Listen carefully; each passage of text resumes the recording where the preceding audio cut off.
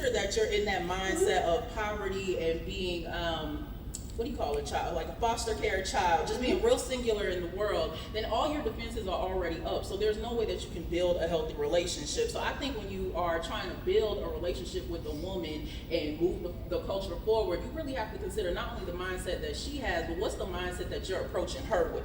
You know what I'm saying? If I want love, if I want peace and harmony and all the good juju stuff, am I really emitting that? Am I really taking the time to consider and evaluate myself and assess my attitudes? Because even though you may be toxic, if I grew up in a community pool of toxic people, I don't know what's unhealthy. You know what I'm saying? I don't know when my attitude is hurtful to you or to myself. I don't know if I'm saying something that's backstabbing you or putting you in a place where you feel lesser than. So it really goes back to, if you can sit with me and hang with me, then why should I be able to sit and hang with you at the same time? What's the love that I'm giving you? What's the self-care that I'm providing you for yourself? You know what I mean? So I think when you identify the core values of what the message is as the movement, then you can move forward and progress into a more sisterhood statement. I like that. That's good.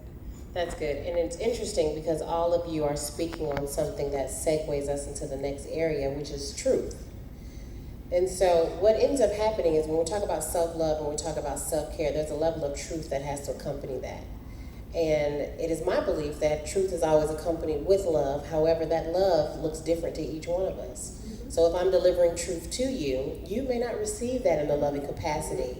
Out of the capacity of my heart to give you, again, this is what we said earlier, I can only give you and receive based on the level that I can actually understand or comprehend that.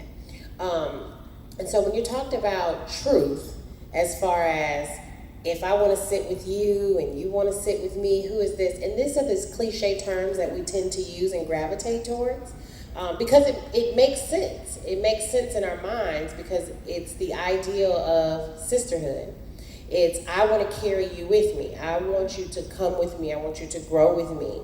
But I want you to do that the way that I want you to do it. I don't want you to do that the way that you want to do it.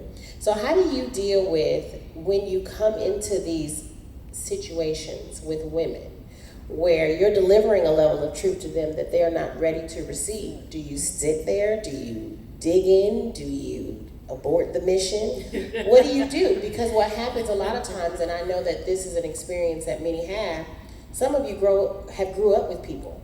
Some of you have come from the same neighborhoods. Some of you come from the same women.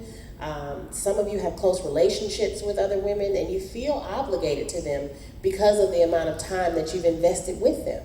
You know their hurts, you know their struggles, you know what they've been through. But there is a certain thing, and sometimes we grow apart.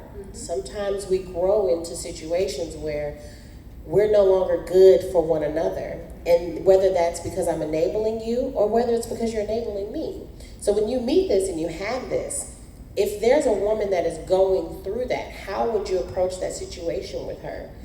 Because somebody's going to feel betrayed. So I'll start. So I look at it from two perspectives of being a person on the side of somebody trying to tell me what their truth looked like for me and me not wanting to receive it. And me having to have my own experiences in the space to learn. So there's nothing at certain points, I think over periods of my life where somebody may have had an opinion and they probably were right. You should not be doing X, Y, Z. You should not be with that person that you were holding on so dearly to. You're smarter than this. You're better than this. You should do blah, blah, blah. So I've been on the other side of that and having the experience of that. What I've learned over time is what I felt like in that moment, which is just don't judge me. Let me be who I am, love me for who I am, take me as I am. Kind of to your point, don't bring to me what your perception of what you think I should have. It is hard when you love people, they want to help you and they want to say, but don't you see? No, I don't see. Or even if I do, I don't tend to want to do anything about that right now. And so I think from being on both sides of that before, and we all have, that you think about giving people the respect and the space. I call it giving people grace. Give people the space and the grace to have their own experiences. They will end up where they need to be one way or another. And your opinion is your opinion, and it doesn't mean that it drives anything for someone else other than you have an opinion. And so I really think it's about giving people grace and allowing for them to have their own experiences, because nothing nobody says, no matter what we say today, no matter what we talk about in here, nothing that we say will take the place of your own experience. I think in that too, support.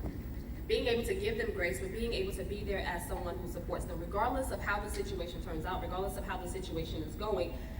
Being there as that supportive person, being there when it all gets bad, and being able to talk with them. Not the whole "I told you so," I tried to give you the warning, because that doesn't necessarily help. But when we're there in that supportive place with them, having given them that grace, and then being there and meeting them in that place that they are, and being able to provide that support that they need, that encouragement, that love that they're looking for, and that they're needing at that point to be able to carry them through, is so important.